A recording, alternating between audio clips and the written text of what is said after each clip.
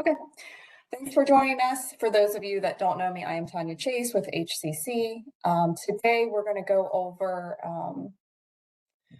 we'll talk about job calendars, new contracts, and salary notices. For a lot of you that have done this previously, this is just a refresher. There's been a slight change in the new contracts. Once you activate them, there's a new option that we'll talk about, which I'm really excited about because I've been pushing for it for years. And so I'm excited that it's out. If you have any questions, throw it in the chat. Rhonda will help monitor the chat because sometimes it pops up and disappears. Or unmute yourself and feel free to speak up. So I will get started. So we're going to first of all, we're recording this. We'll put it out on our website, which is, it's under finance. And you can do the state software links and trainings. And then down here, we have click here for HCC reported trainings. It'll be at the top here and it'll be new contracts, April 2026 or something like that. We always put the newest on top. So if you need to come back and get a refresher. So first and foremost, we're going to talk about job calendars for the next fiscal year. It is important that you do these prior to doing your new contracts because that way you get your work days in place. We have seen in the past, one or two calendars get missed and then we get a few weeks into the new school year, running payroll, and these people aren't getting days reported. So we want to try to avoid that. So keep a list of all your calendars, mark them off as you update them. So this is under core job calendar. And these should be all your calendars. It defaults to not include your archived ones. If you need to include archive for some reason, you can include them up here by just checking this box. There are several ways that you can update these, and you don't need new ones each fiscal year. You use the same one over and over again. You just add new dates to it.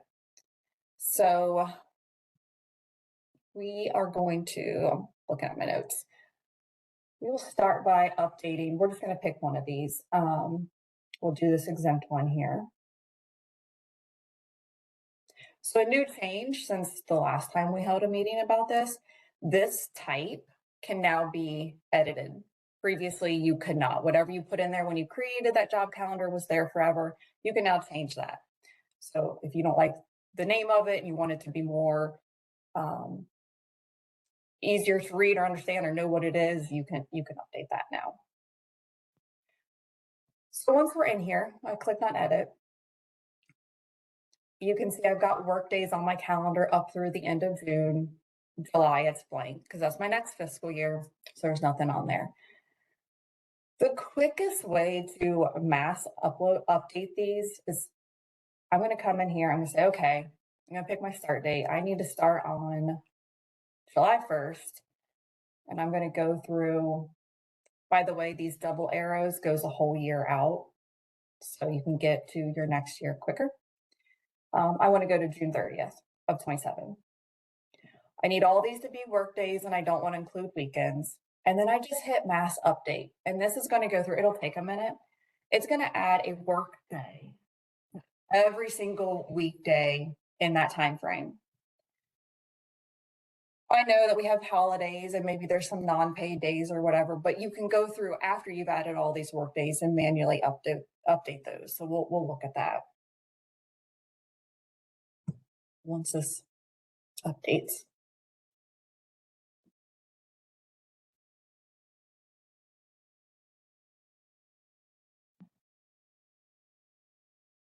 And I know some of you are probably bored by this, but we do have new people that maybe have never touched a job calendar. Okay, so now you can see I've got work days. So if I flip through here, they're all work days. Now I can go through and make my minor changes. So July 3rd is probably going to be my July 4th holiday. All I got to do is I can right click on this work day and I can change it to holiday. If I go through, I don't know, when's Labor Day? Here, something like that. I can change that to a holiday. If there's a longer range. So let's flip to say November. And let's say the 21st through the 1st are non-paid days. Maybe you guys get, Christmas off. I can come in here to my calendar, my start and stop date up here, and I can say, okay, December 21st to, oh, oops, my bad. So January 1st of 27, and instead of workday, I'm going to say none. And I can mass update that. It's going to take all my work days off. Oh, but then I need to come in here, and the 25th is actually a holiday. So I can just right click holiday. So pretty easy. Once I have everything updated, I'm actually gonna make these work days for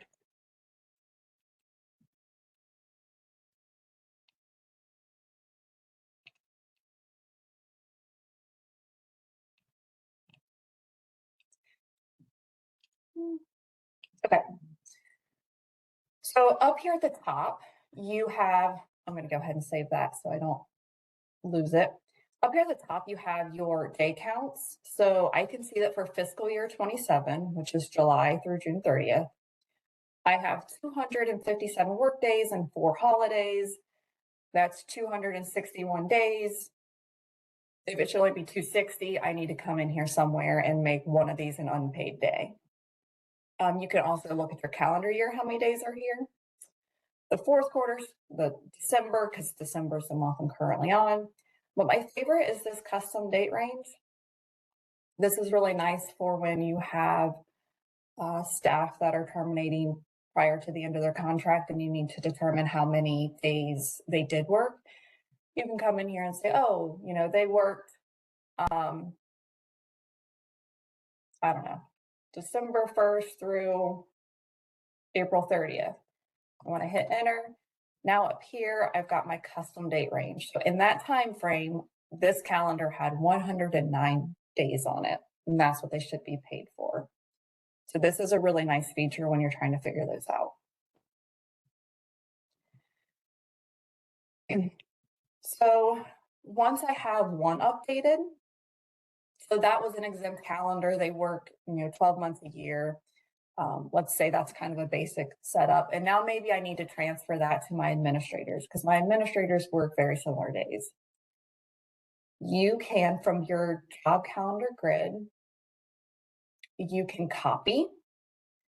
So from here, I can say, okay, I want to copy from my exempt calendar and from 7/1 of 26 to 6/30, 27. So you can type in dates or you can use the calendar. If you're going to type in the dates, just make sure you don't fat finger it and add too many digits. But now on here, it's saying, okay, where do I want to copy that to? Well, I want to copy it to my administrator's calendar. That's it. I don't want to copy it to the rest of them because these are vastly different calendars, maybe, or maybe custodians. Custodians are probably working the same days in my head. When I hit copy, the system's going to go into those calendars. And so now if I go out here and I look at the custodian calendar, it's got the exact same days as my exempt calendar. If I need to make edits from here, I can absolutely do that. I can say, oh, they don't get that as a holiday. I got to be an edit. And maybe this is a work day for them because they don't get that holiday. And then save that. So you can copy the vast majority of the data into new ones and then make the small little minor changes that you need to make. You can also mass change. So let's say you build all of your calendars and then maybe they're like, hey, Juneteenth is now a holiday. And you're like, oh, I got to add that to all my calendars. You can come in here and say, okay, Juneteenth is, and I want to update that to be a holiday. And that's going to be admin and custodians and exempt, whoever. And then I can save that. And now if I go in and look at June of 26, now the 19th is now a holiday. So it's a way to quickly update everybody at one time.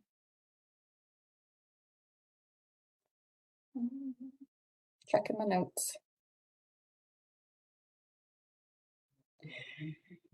If you have calendars that you are no longer using for whatever reason, it was a special one you created or whatever, you can archive them. If you just come in here, you find the one that you don't need anymore and you click on edit, there is an archive box right here. You just check that and save it, and then it's archived. It's not gone. If you need it, you can come back. You just do include archive right here, and now here's all my calendars from previous. The last thing I want to show you on job calendars is there is a job calendar report. So let's say you've gone in here, you're pretty sure you've made all your updates, but you want to verify. You could come out here to reports, job calendar report, and you can pick your time frame. So I want to run it from 26, 27. I only want to look at exempt. I could pull over more if I want to. And then I can generate this.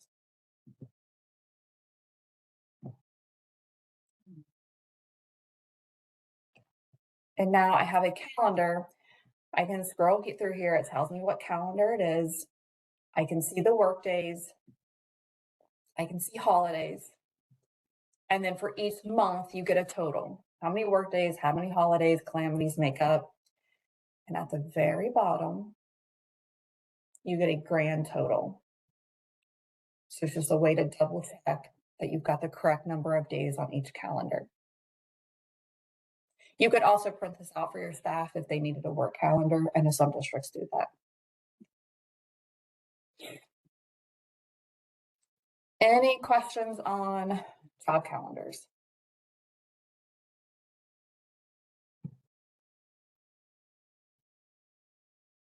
All right, moving along.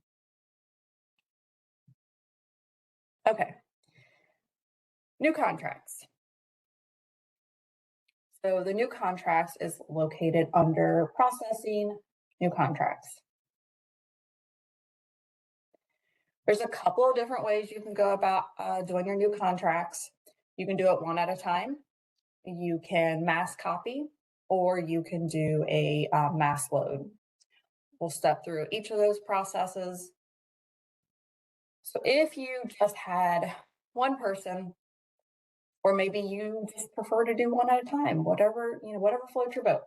So one person, you can just come in here to do contract maintenance, and I'm going to click on copy. I'm going to find my employee, Bugs Bunny. It's going to default to their current compensation. And then I can pop in here what I want their new contract start and stop dates to be. So I'm just going to say 7/1/26 to 6/30 of 27. Those are their new compensation start and stop dates. So when I hit create, it pulls in current information. So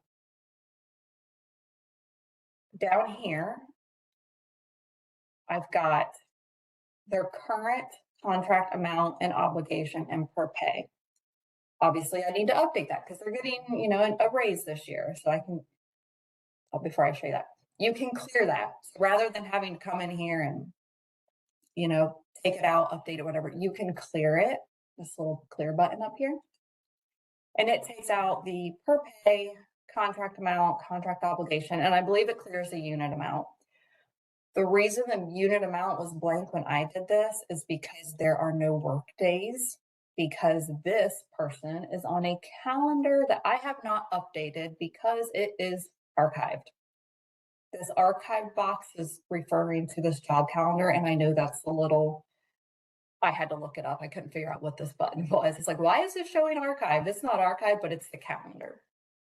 So in this case, this specific employee is on a calendar with no days. So when I created this contract, there are no work days on here. I can plug them in, But that doesn't mean they're going to get work days reported to retirement because there's actually no days on this calendar. So for the purpose of this, I've already got my new start and stop dates.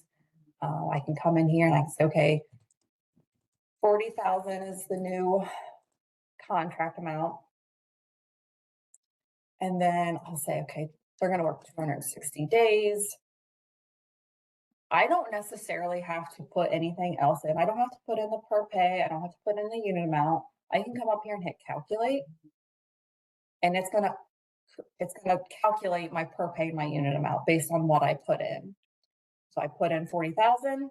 There's 26 pays in the contract. It divided that 40 by 26, and I got a per pay amount. The unit amount, it got calculated based upon the contract amount, the contract work days, and they're daily, so it gave me a daily rate. If this were hourly, it would give me an hourly rate based upon working 7.5 hours a day. If I want to update anything else, specifically, where is it? Oh, your label. You've heard us talk about it for years. Your label is so important that you're updating this and using it by putting like the fiscal year. One, it helps when you need to go to archive these old compensations for EMIS.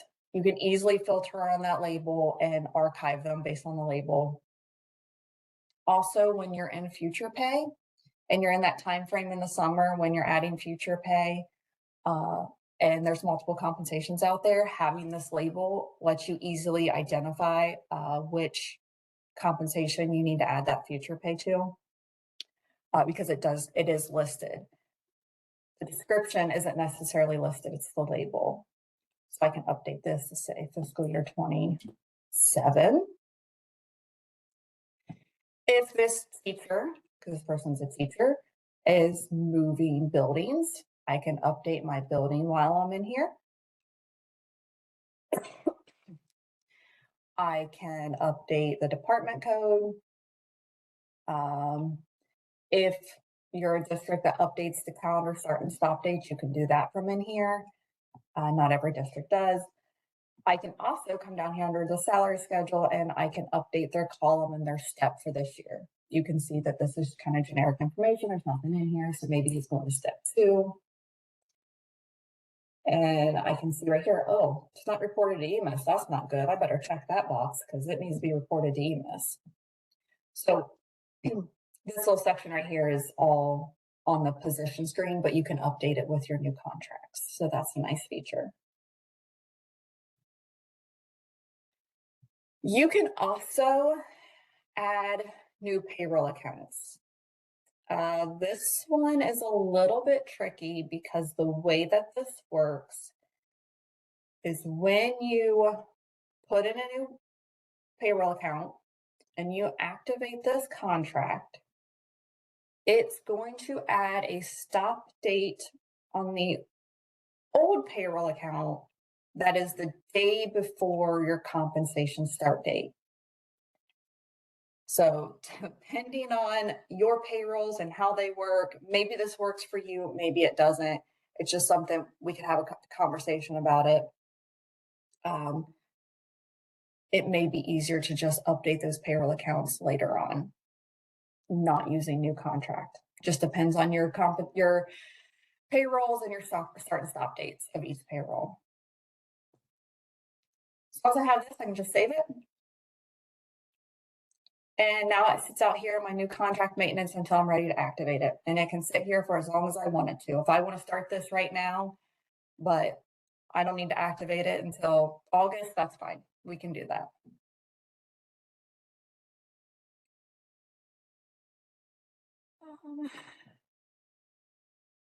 Okay. Your next option is this mass copy compensations. So this is where you can choose specific, let's see, what was I gonna do here? Pay group 4. So I can, there's so many.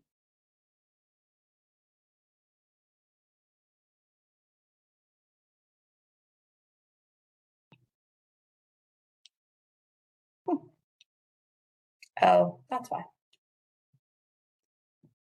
So you can mass copy current compensations based upon pay groups, and you can single out which compensations you want to pull. So include compensations active as of. The definition of this date is this their start date on their compensation is either empty, before, or equal to the date that I enter.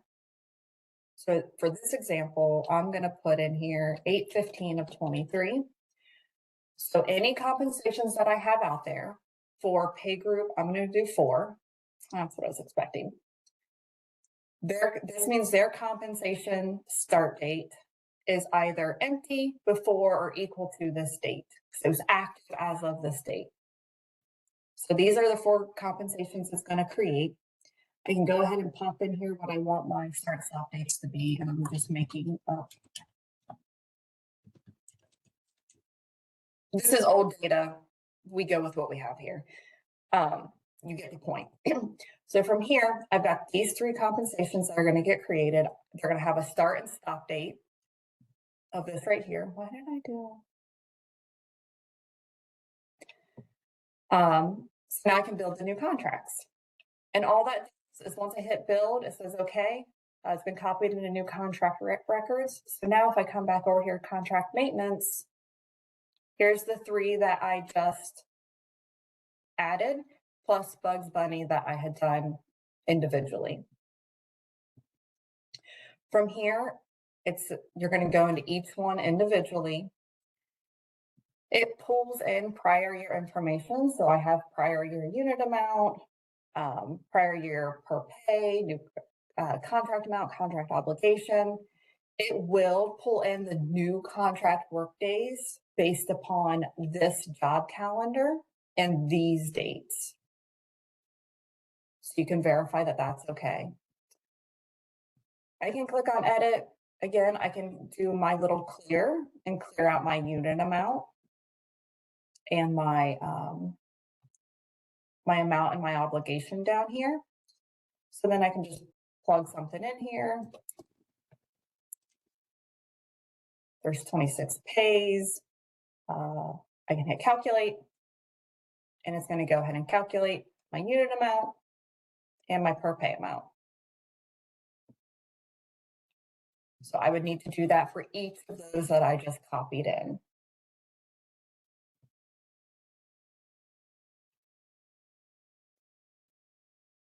Everybody with me so far? Okay. So the third option, and probably the preferred method in my personal opinion, if you're doing large groups, is the mass load. This is the document that I sent out. The document that I sent out earlier is very specific to mass loading. It doesn't really talk about the copy or the mass copy. It's for mass loading. Let me pull that up on my screen. So we'll walk through this. So the report is under reports, report manager. If you do not have this report, let us know. We can load it for you. If you have a report, so it's this new contract report, new contract by pay group with headers. If you have something else, if it doesn't say with headers, reach out. This is a specific report that we updated a couple of years ago because now it has the exact headers that you need to mass load in. Those of you that have been around for a while, a couple of years ago, we would provide you with a template that you would copy those headers into your spreadsheet. It was a lot of extra work. And then I found that, oh, hey, I can hard code in these headers and they don't have to do all of that. So if you don't have this one, let us know, we can load it. But this report, if I do the generate and download, I can come over here to my query options and I can put in the pay group that I want to run. Couple things about this report. It only pulls in, let me read my notes here. they have to have a fiscal year to date gross of more than 0. So you do want to run these reports prior to switching into July, because once you switch your posting period to July, your fiscal year to date gross amount is 0. So you'll want to either run these before you switch, or if you forget, no big deal, just go back up, make June current, and then you can run these reports. It is also, so here's the thing about these reports also. Several districts have had these and we've customized them. So what I'm saying today, this is our basic level report. Some districts have requested special things, like maybe an additional column, or maybe they want additional options to run it by. So yours may not be identical for that very reason, because they're totally customizable. But our basic version here, I can run this report with multiple pay groups. I just need to separate by a comma and no space. And that document I sent out does say that you can do that. I did find a district the other day that they weren't able to run more than one, and it was a setting. So I don't know if it was a setting from previous years that we updated or what, but I did update that. So if you're trying to run more than one pay group and it's giving you a blank report, let us know. We can look at the parameters and figure out if it's how we have it set up. Okay, so for this example, I only want to run it for my pay group 11. So this is going to pull in all of my compensations for pay group 11 for staff that have a fiscal year to date gross of more than 0.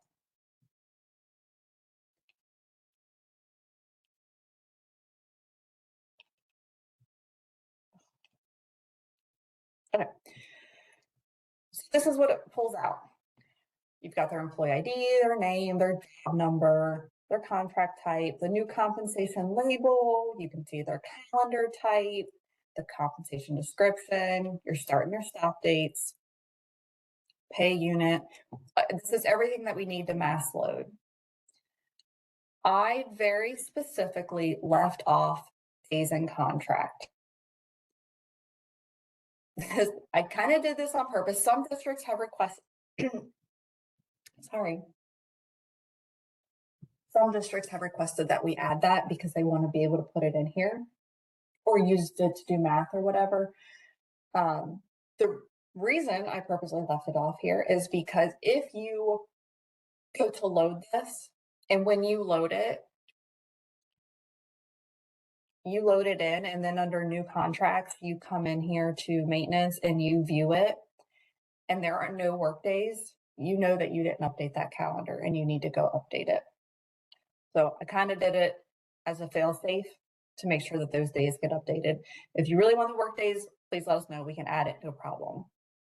But if you add it on there, it will load into this field and you won't know whether or not that calendar has days on it, of course, unless you go out and look at it. But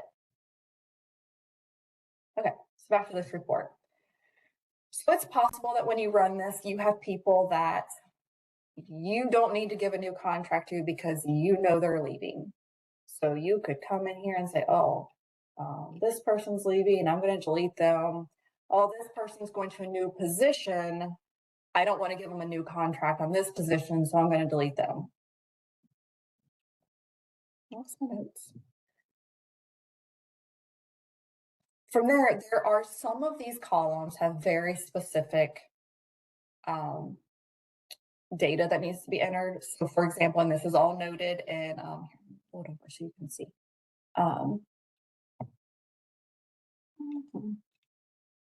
Okay, so it's right here, these columns.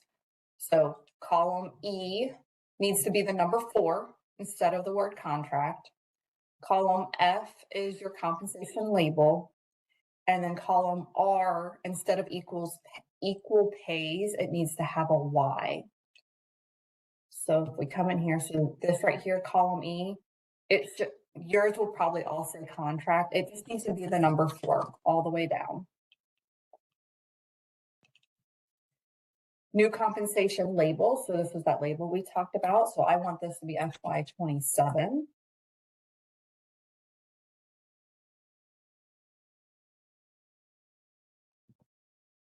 Just get ready.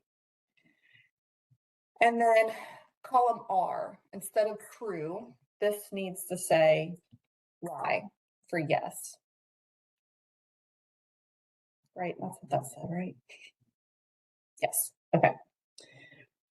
So those are kind of your required things. From here, you obviously are going to want to update your compensation start and stop dates to be whatever is appropriate for this pay group.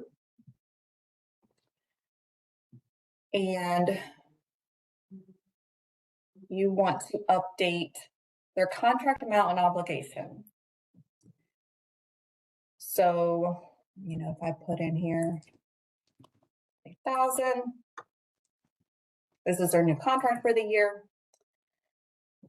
For their pay per period and unit amount, you can either type in whatever that number is. You can do a formula. So I could say per pay is equals contract amount divided by 26. It will load in even if there's a formula in here. Or you can leave it blank. If you leave it blank, it simply does the math for you. So it'll take your contract amount divided by your pays and contract and get your per pay amount. And the unit amount, kind of like we discussed earlier, it'll be the contract divided by the number of days if they're, and it'll give you a daily rate. If they're hourly, it'll be contract amount divided by days divided by hours to get your hourly amount. Every district's different. Some are like, oh yeah, you just do the math for me. Some really want to see the numbers there to make sure it matches. It's totally your call. Just know that blank is okay, provided everything else is correct, including the days in contract and your pays in contract, or it'll load a formula just fine.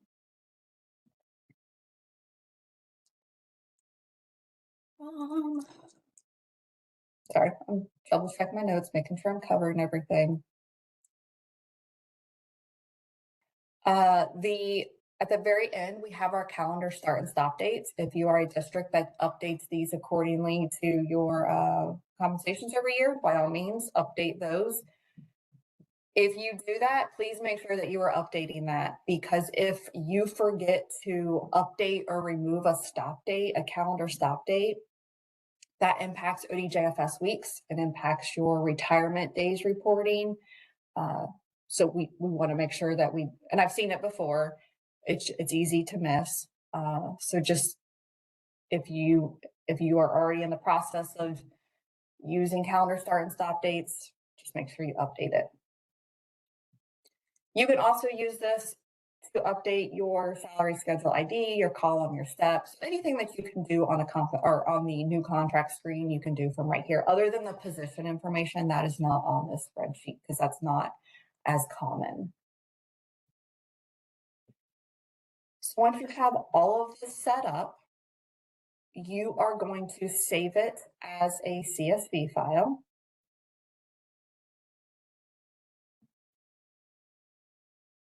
I'm looking for my notes.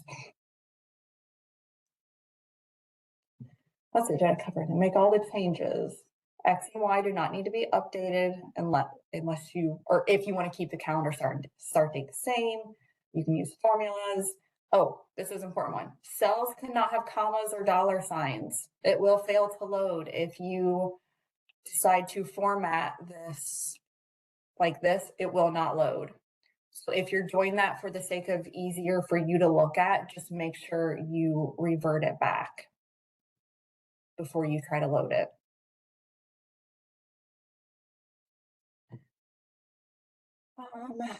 Unit amount, if they're not on the spreadsheet, they will calculate in the system, save it as a CSV.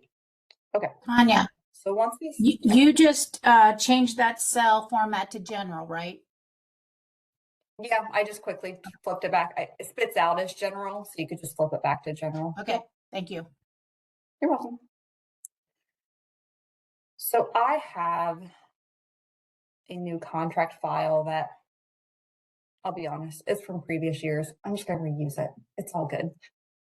So this is the file I'm going to upload. I have my contract amount, my obligation, my per pay, everything's in here. Just so you can, because I want you to see this error, I have this person on here twice with the exact same job number. So you'll get to see an error when I go to load this.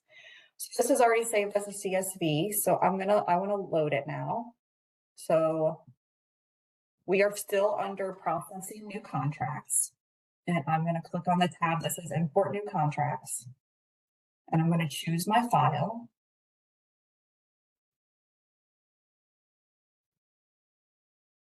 I'm going to make sure it's my CSV file. I do not need to put a contract start date because I've already put that in my Excel spreadsheet. So I'm going to import that. I have 2 loaded, 1 error, so 3 total records. And if we go back to, I've got 3. So that's exactly what I expect, but it spit out an error. So if I come up here to my downloads, it gave me an error report. And so I can look at the very end of this and it says, new contract already exists because it was on my file twice. There are possibility of other errors too. So we just have to, if you have issues, we could just see what it is. The most common one is having commas or dollar signs.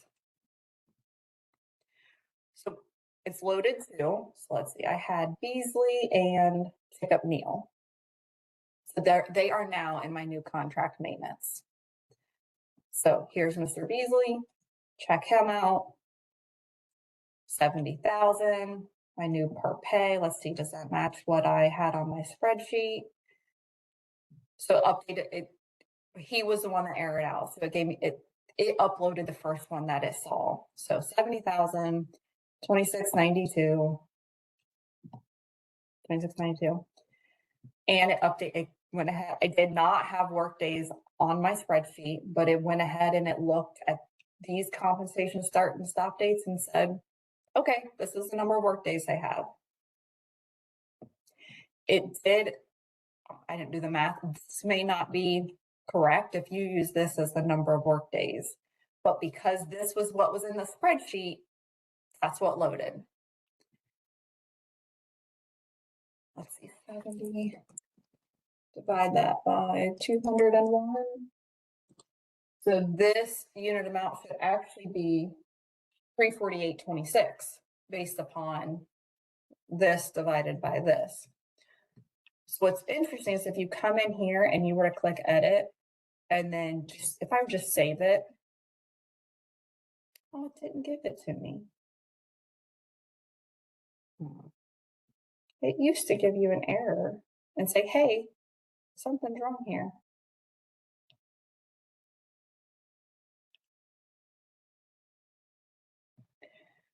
So I calculated it and it said there's no change in the per pay amount, but the unit amount's been updated based upon the contract values. So now I get the actual unit amount based upon these work days. So save that.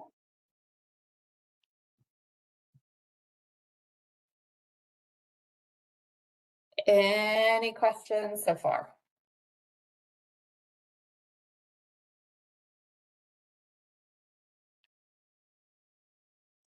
Okay. Once you have your new contracts in here, there are several reports that you can run for easy checking. The first one is under the reports menu, and then you have the new contract report.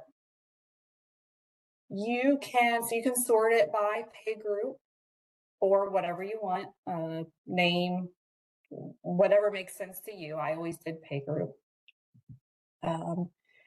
You could choose, oh, I want to run a report for all of the new contracts that have a contract start date of whatever.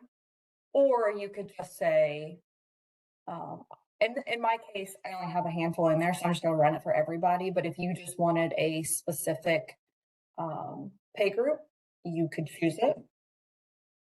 You can do it by job calendar as well. Unfortunately, you can see that all of your archived job calendars and pay groups also show up in here. So it does make for a little bit of searching there. So you have options in here as how you want to run this. And in my case, like I said, I only have a few. I'm just going to generate for everyone. And you get this nice PDF of all of the information, everything you could possibly want to know.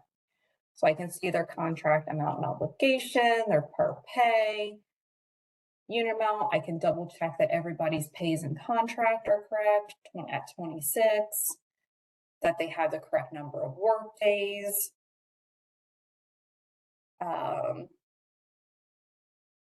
Yeah, you can just kind of check everything and kind of go through here and check them all off. It does look like it's giving you a total for the pay group. So this pay group looks to be, I don't even know what pay group this is. Pay group 11. Total contract amount is $130,000. Some people I know like to use this for, checking to verify it matches your own spreadsheets or for budgeting, whatever you need it for. So, and it goes on and on, so you get a total for each pay group. So that's one report, which is nice. I do highly recommend that you're running reports and checking it. Even if you checked it on your spreadsheet before you loaded it, check it again, because accidents happen and you would rather have it right the first time.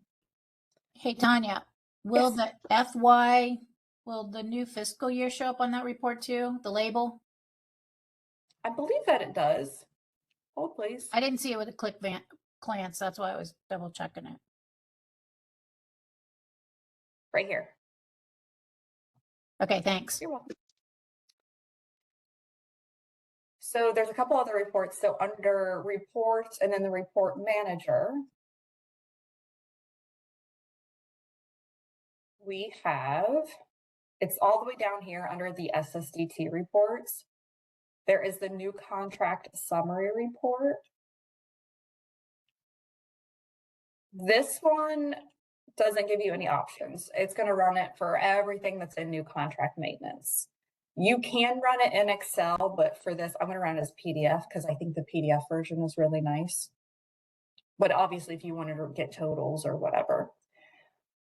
But this just kind of gives you the basic information, but all in a straight line. So you can easily scroll through here, like looking at your pays and contract. Is everybody at 26 pays or 24 or whatever?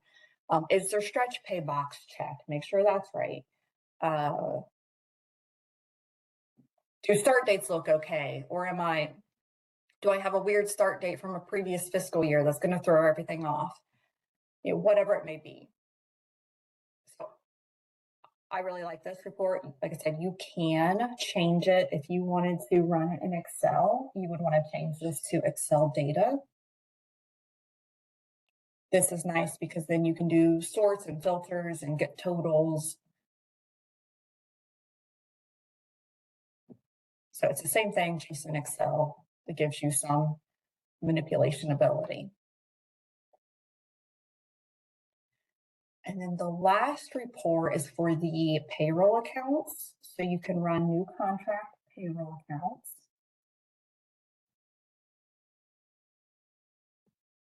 And this will give you a nice report of their the employee, their position, their contract amount, and then what their current pay accounts are. I do believe that if a new contract, if you added new payroll accounts, it would show up on this report. So this is a nice report. I think you can run this. I did not test this out. I did not test running this in Excel. Let's see what that looks like. Sometimes when you're trying to pull in payroll accounts, these Excel reports look a little weird. Yeah, this is not great. So this employee is paid out of two different pay accounts. So they're both listed, but they're all on one line. So, well, that's not great, but I guess it's something.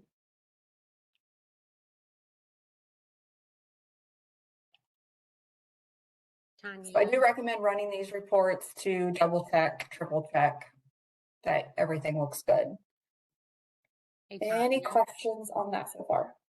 I had a quick question. Can you tell me the best report or best way to double check to make sure we're doing our EMIS reporting? Like that you have all of your EMIS That would, boxes checked and yeah. whatnot. So it's reporting true. Is that matter? Just going to core compensation? There's honestly probably a lot of different ways you could do it. You could use your grid.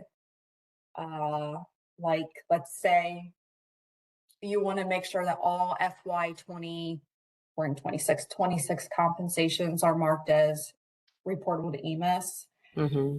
You could go to core compensations and you could click on contract compensations because usually those are the ones that we're looking at. I mean, you could do all, but and then you would from more, and I know this can be a lot trying to find the specific field that you want, but you would want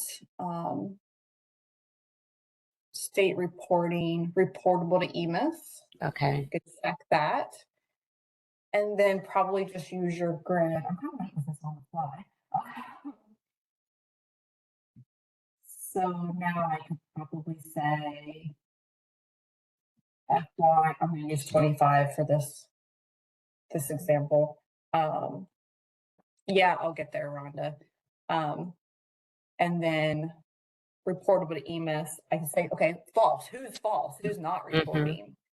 And then I could quickly look at these and maybe they're gone or, you know, maybe this label's incorrect or whatever, but that would be one quick way to look at that. Okay. There's also, I mean, there's reports all over the place. There's also a relatively new report under reports, EMIS reports, and I believe it's the data extract report. Yes. Okay. This gives you a whole lot of information. I've only played with it a little tiny bit, but let's say I want to run this for fiscal year. I'm going to go back to 24 in hopes I'll actually get something. I'm just going to limit it to that. I do have the box checked to include only records that are reportable to EMIS. Okay. I could uncheck that if I kind of want to see everything, but that might give me a really big report. See if this gives me anything. This old generic data is kind of a struggle sometimes, but let's see. Okay, so what this gives you is this employee is marked as reportable to EMIS. It kind of gives you some specific information about them. And then if we scroll on, we get to, sorry for the scrolling.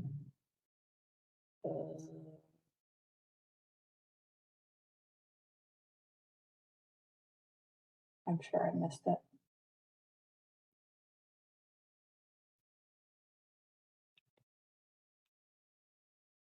Somewhere on here is going to tell me position reportable EMIS true. And then, oh, right here, position report to EMIS. So these people are reportable EMIS and so is their position. And then at the end, we have the compensation. So this is another option. This one takes a little bit of, you know, what am I looking at?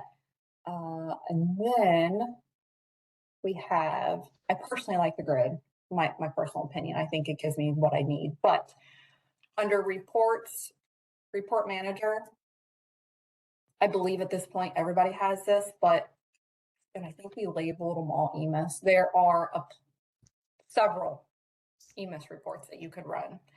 Okay. Depending on what you're looking for. So we can have a conversation about that individually about what it is you're looking for. Okay. Thank you. You're welcome. But will that be like when you copy for the new contracts, all that should go over. So this is just verifying. So if your current compensation is reportable to EMIS, when you pull it into new contract, it should still be reportable to EMIS. that should not change unless you go in and uncheck that box. And I don't know why you would, but I guess it is a very realistic possibility that there are districts out there with compensations not reporting. Okay. That should. Okay, moving on. So back under new contracts. When you're ready to activate, and here's where I'm going to get deep into the weeds on something.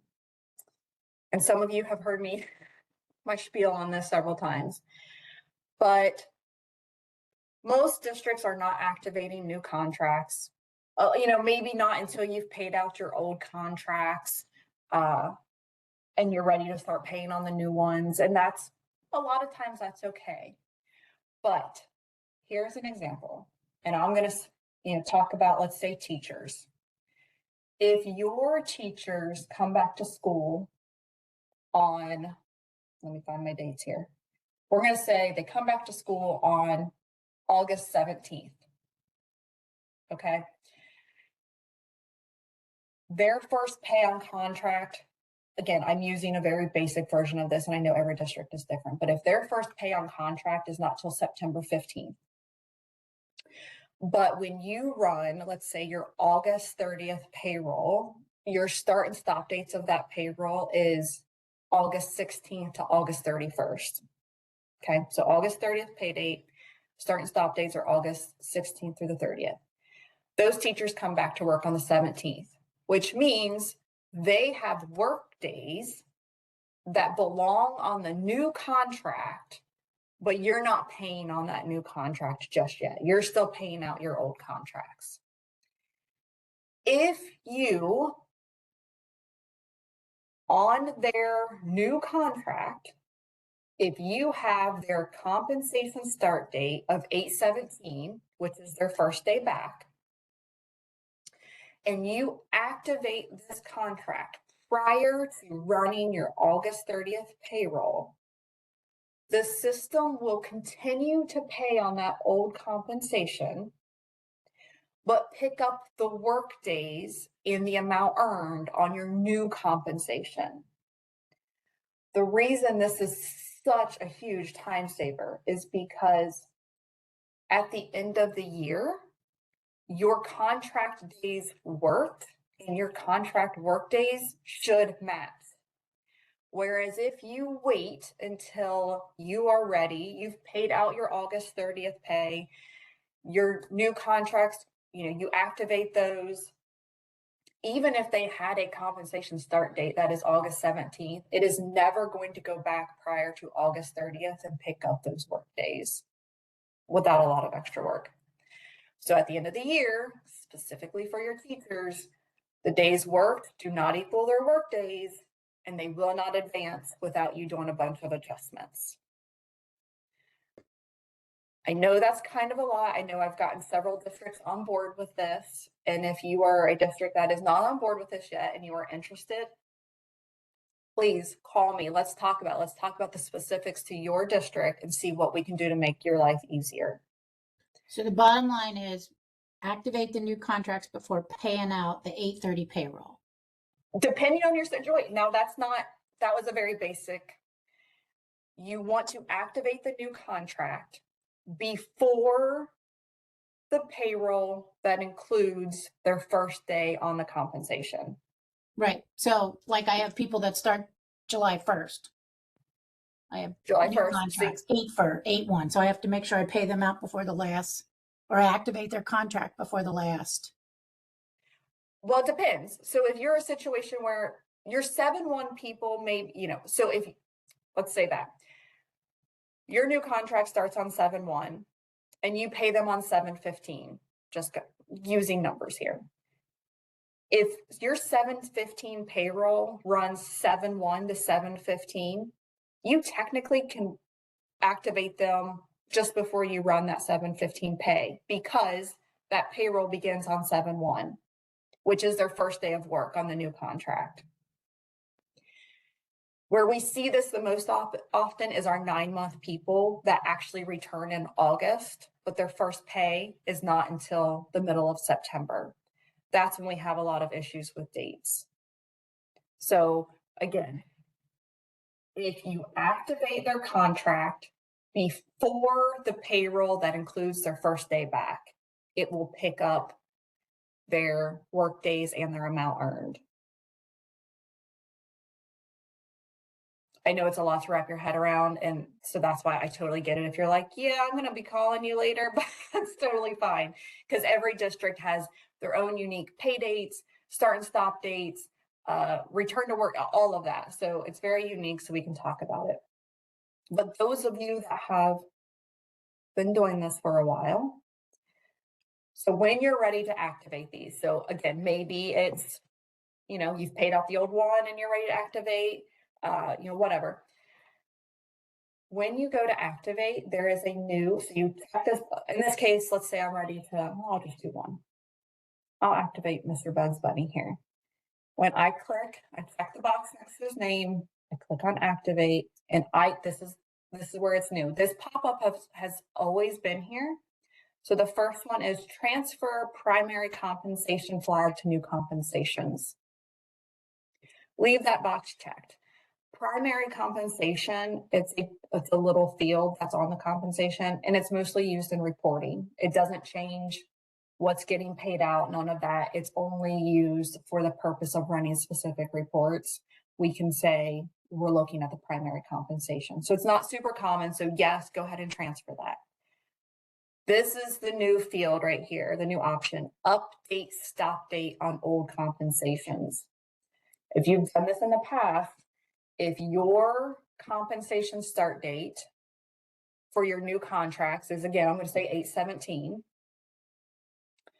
Actually, I'm going to say 8/15 for this purpose. So if it's 8/15, when you activate your new contracts, it would update the stop date on your current compensations to be the day before. So in this case, 8/14. Well, that's a problem because I need to keep paying that old compensation through the end of August. And so I need that stop date to be at least the 16th in order to pull into my payroll. So they finally added this. So if I'm like, no, I want you to keep the stop date that I currently have, I can uncheck this box. And when I activate it, it is not going to update my old compensation stop date. It will remain as is. I love this because that was always kind of a nuisance for those people that were activating early, because you'd have to go in and do a mass change to update those old compensation stop dates so to continue to pull into the payroll. So I'm very happy to see this. If I haven't totally lost you, does anybody have any questions on that so far? If you do have questions, if you're sitting there going, girl, you lost me 10 minutes ago, help desk ticket, we'll get you taken care of. Okay, so that's new contracts. I've already kept you for an hour, so I just have one more quick little spiel. Salary notices. USPS has the ability to create salary notices from new contracts. You can email them, which is super nice, or you can just print out the PDF and stuff your envelopes if you want. If you want to email them, there is a little bit of setup in the background that we have to do, but we can talk about that. But to do this, so once you have it set up, it's still under new contracts, and you click on your salary notice. You can say what the statement date is. So, you're going to send it out on June 15th, whatever. This sort by, this is just when you generate the report, it'll sort by employee number. You can change that. This is the school year. So it's looking forward to, the next school year. You can choose to run these by a specific contract start date, and again, this is looking at what's a new contract. Okay, we're in new contracts, so it's looking specifically at what's in new contract, not their current compensations. You can choose appointment type, or probably what makes the most sense is specific pay group. So if I check this box, I can choose the pay groups that I want to create a salary notice for. You can also do a specific employee if you need be. But for this example, I'm just going to, and by the way, we can totally customize these. I am just going to, Colleen, I'm just going to use one of yours. We have customized, you can see this is where I test them every time I'm creating them. But, and you can see there's several of them. So Mariemont, they have, 3 different ones going on. Usually we have a classified, a certified, and an administrative one. So I'm just going to pick one of these. We'll go with their classified. So when I generate the salary notice, this is just a PDF. That's all this is doing. This is a PDF. I can look at this. I can save it because auditors ask for copies of these. So this is kind of what theirs looks like. This is very basic. Short, sweet, to the point. This is the information. You can see that they have added some specific fields on here. Their column, step, number of days that they work. And we've hard coded in signatures. So those are already on here. And we put it on their letterhead. It looks super nice. It pulls in the information from their new contract. Well, so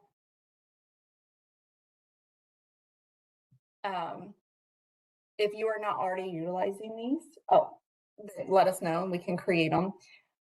You can also email from here. So if I click on email salary notices, it's going to be based upon my parameters up here, and it is going to email to their email addresses in USPS. So that's super handy. Again, when you're in here, it's pulling from new contract maintenance. So if I were to, let me go back.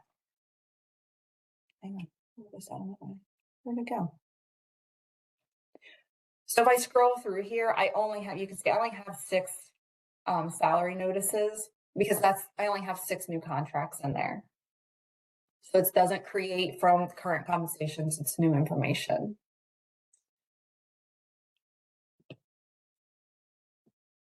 So email it.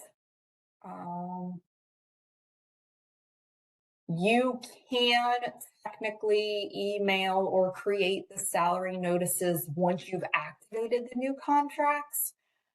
It's a little more difficult because then you have to do it from the compensation grid.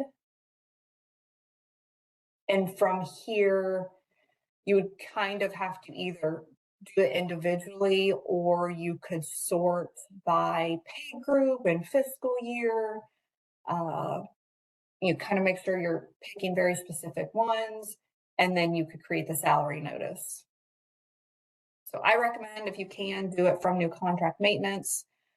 I do recommend running that PDF and keeping a copy of it because currently as it stands, when those are emailed out, there is not a copy housed anywhere. We're hoping that soon they'll go to the file archive, but right now they don't. So do save those for your auditors when they ask for them because they will.